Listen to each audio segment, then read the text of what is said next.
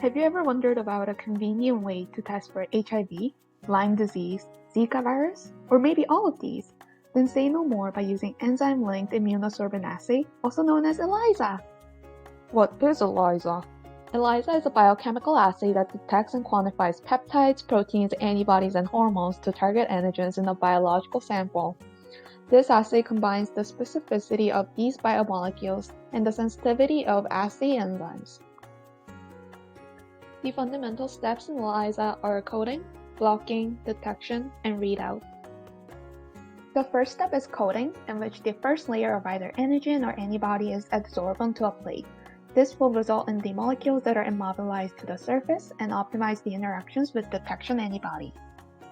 Second step is blocking, where all the unbound sites are coded using a blocking buffer. This buffer contains unrelated proteins to the experiment and is important to prevent the non-specific binding of detection antibodies to the plate. The next steps are detection and readout. Target antigen is detected as enzyme-conjugated detection antibodies are binding to it. The results are read out by adding substrates to the enzyme that is directly linked to antibody.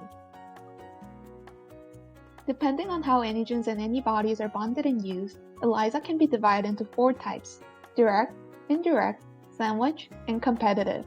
We'll cover the first 3 types in greater detail.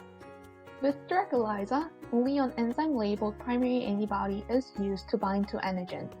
The enzyme linked to primary antibody will then react with the substrate to produce a signal that can be detected. It is the fastest ELISA that is suitable for analyzing immune response to an antigen. Another type of ELISA is indirect ELISA. This is similar to direct ELISA in that only one antibody is bound to each target antigen, but is different in that enzyme is only labeled onto secondary antibody. Primary antibody without enzyme will bind to the antigen, and the secondary antibody labeled with the enzyme will bind to this primary antibody. One benefit of indirect ELISA is that there can be signal amplification. Lastly, sandwich ELISA is a type in which a pair of compatible antibodies are used to recognize different targets on the same antigen. This works by having capture antibodies that are immobilized to a plate instead of antigens. The antigen of interest will bind to the capture antibody as well as primary detection antibody. This primary detection antibody will also bind to enzyme-labeled secondary detection antibody. Although it's more complex, sandwich ELISA has greater sensitivity and specificity than other types of ELISA.